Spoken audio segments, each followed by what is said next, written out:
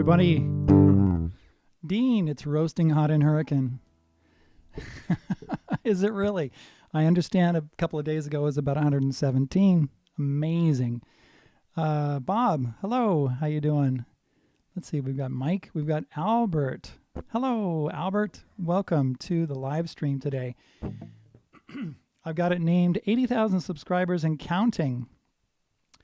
Well, you know what? We're not quite at 80,000. I think I'm up to about 79,000, like 27 or I don't know. I'd have to go look at it again, or 17 or something like that. But that's just the way it is. Sometimes I'll be there in about 2 or 3 days. So we keep getting new subscribers all the time. Thank you very much for the subscribers that come in. And when you share my videos and it helps other people find out about them, then that helps too. All right. Thank you very much for being here. It's great to be here. Yes, it's summertime where I am. Let's see what we have here.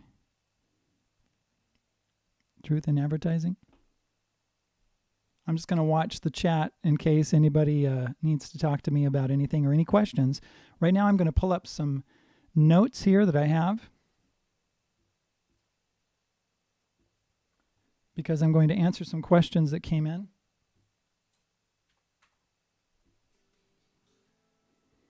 All right. Oh, by the way, Quail Studios Guitar, that's who I am. And my name is Hal. I specialize in guitar lessons for beginner and intermediate guitarists, especially. Also, many of the songs that I teach are for playing and singing guitar at the same time.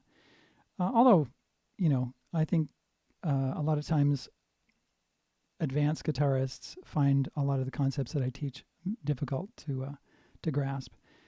I want to let you know that I'm your stepping stone to other more advanced guitar teachers like Rick Beato, who's really into theory. Sometimes he talks about stuff and I'm like, whoa, what is that?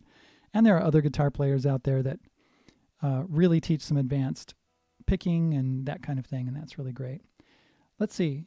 Let's go to Anthony Crago. Asked me a question. He said there's a discrepancy between the tab on the screen and the video of the hotel intro. This is on Hotel California Introduction Guitar Lesson Tutorial.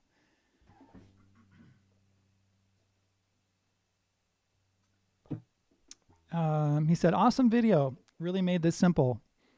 He said, for the A7 sus2, you are playing O2. I think I was using a capo.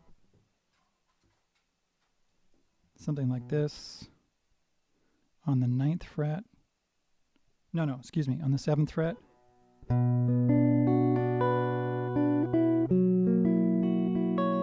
I went to D.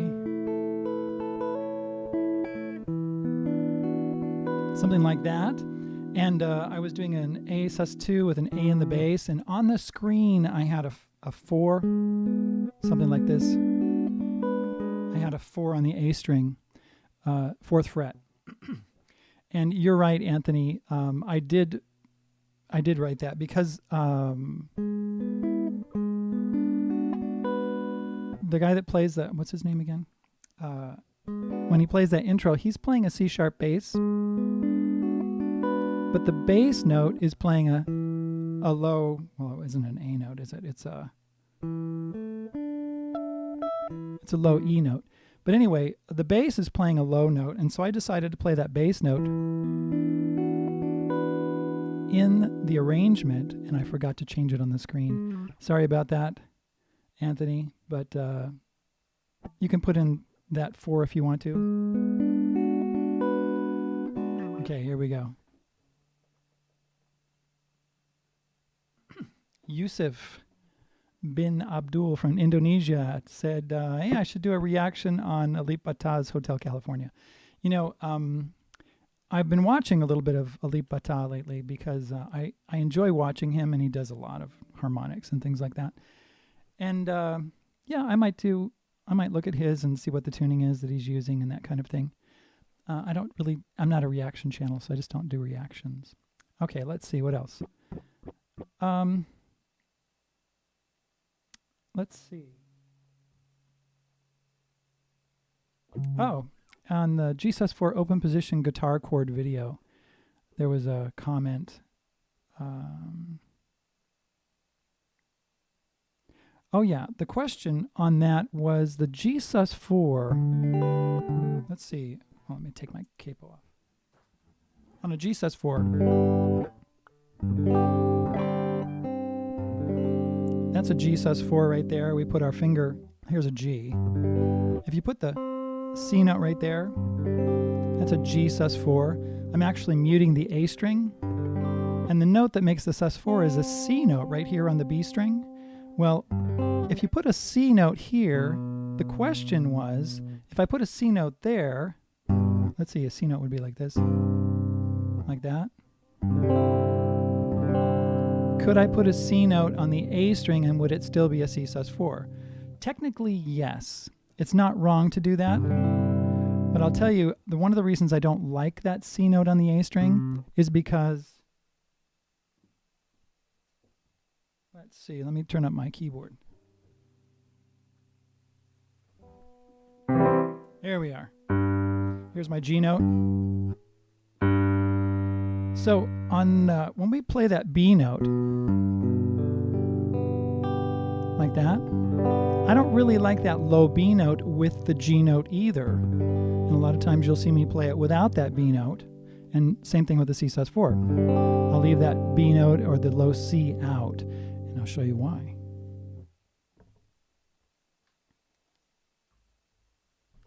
Because when you're playing below, okay, here's middle C.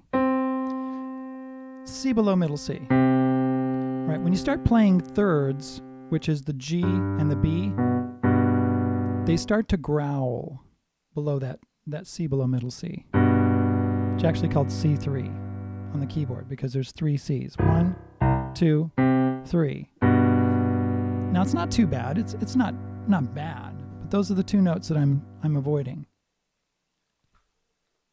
Like this. Now it actually sounds better on the guitar. But when you've got really low notes like that,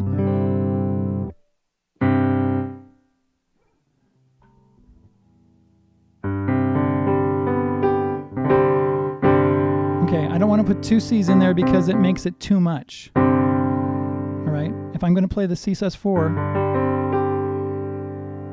I like that middle C in there, going to the B instead of the low one. Right? It just starts to growl too much. Now, Beethoven was an exception to that rule. Now, if you want a really growly sound, then use those really low notes down there in the bass. He did this on one of, I think it was the Pathétique Sonata.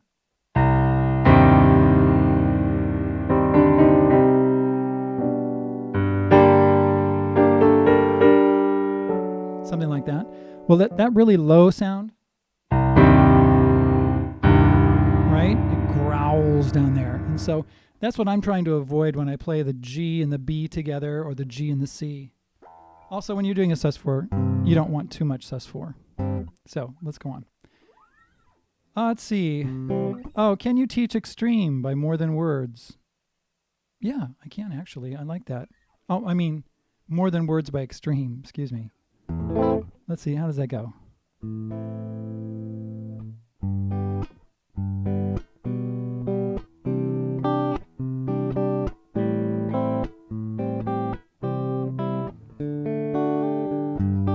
I'll probably teach it on my acoustic.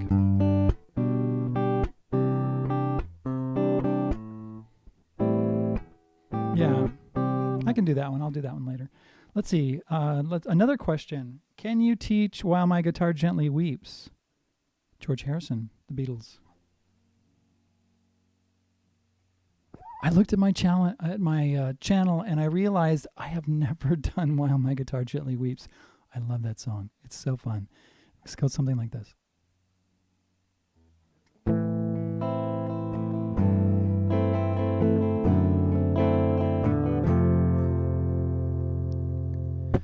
I look at you all, see the love there that's sleeping, while my guitar gently weeps.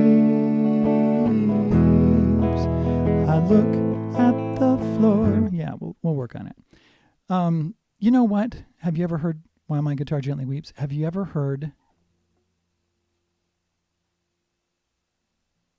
the version from the Concert for George? And do you even know what that is? You know, back in 2003, I was working with a drummer when I lived down in St. George. This is where it's hot, by the way, Dean, so just to let you know. Yeah.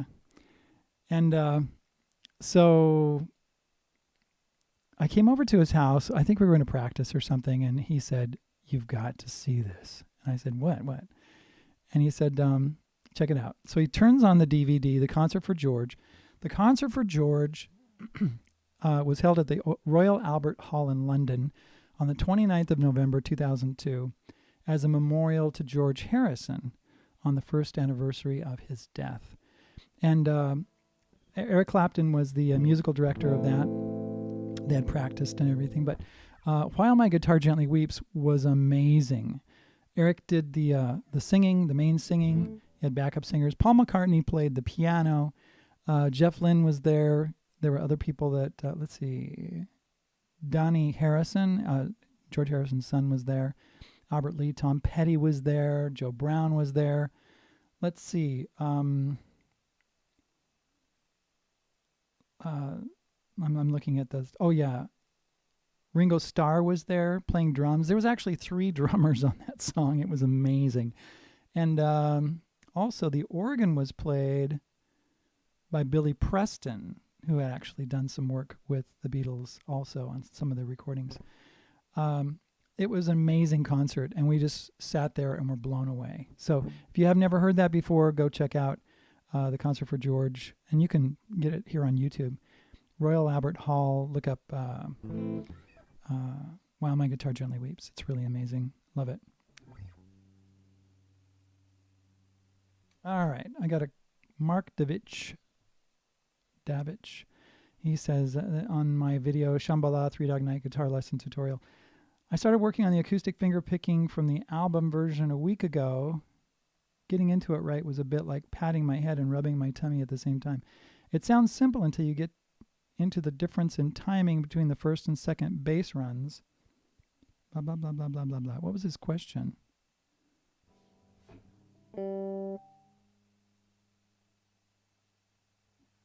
Oh, yeah, he says something about the pitch shift. He said that the album version is pitch shifted up 25%.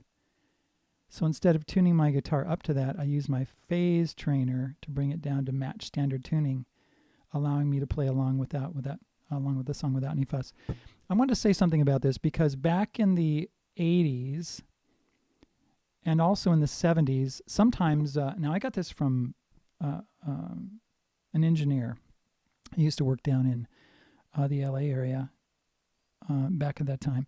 He said sometimes what they would do is when they were mixing and final mixing everything, they would speed the tape up just a little bit, and it would bring the speed up and it would bring the pitch up just a little bit, and they thought it sounded cool, and they did that for a while. And so that's why sometimes when you get those older recordings, they're a little out of pitch, they're a little high sometimes. It's because that's what they did when they were doing final mixes. I don't know, it was just a thing that they did. I don't know why, but he thought it's just something that happened. So a lot of times what I would do when I was figuring out songs is that I would actually just do it by ear, because I didn't have what he was talking about. I didn't have a way to change the pitch automatically on my guitar, or I didn't even have a tuner. I just had to do it by ear. Let's see. Kareem says, can you teach about arpeggios? Oops. Here's a minor arpeggio. It's a minor 7th arpeggio. Yeah, I can do that. I'll do that sometime. We'll talk a little bit about arpeggios and what they're for and that kind of thing. And let's see. So I'll come out with a video on arpeggios. Rick Beato, I just wanted to let you know, has some great lessons on arpeggios. But if you're not ready to study with Rick, he's pretty amazing sometimes. He talks a lot about arpeggios. Let's see. Let's look at the chat and see if there's anything. Let's see. You guys are just having fun talking back and forth to each other. That's great. Well, thanks for being here. And yes, almost at 80,000 subscribers. This is really amazing. Maybe I'll make it to 100,000 sometime. Yeah, well, I've never actually stopped adding subscribers onto my channel. We do all kinds of stuff here. I'm about ready to come out with, let's see, David Bowie, Space Oddity. I've been doing some recordings on it, and I recorded the lesson video already. I haven't started working on it yet, but tomorrow probably we'll come out with Wild World, the lesson on that. I did the cover just the other day. Okay, going to do that. And Space Oddity is coming up, and then we'll do some other things, and might even do Summer Breeze. Bob gave me a question about Summer Breeze this morning, so maybe we'll put that into my my list and get that. I love Summer Breeze. Seals and Crofts, fantastic song. All right, thank you for being here. I'm going to go hang out with my subscribers and my supporters. We'll talk to you later. Thanks for being here. Thanks for being here, and share the videos and everything. Subscribe to the channel if you're not subscribed. And hope to see you again really soon, okay?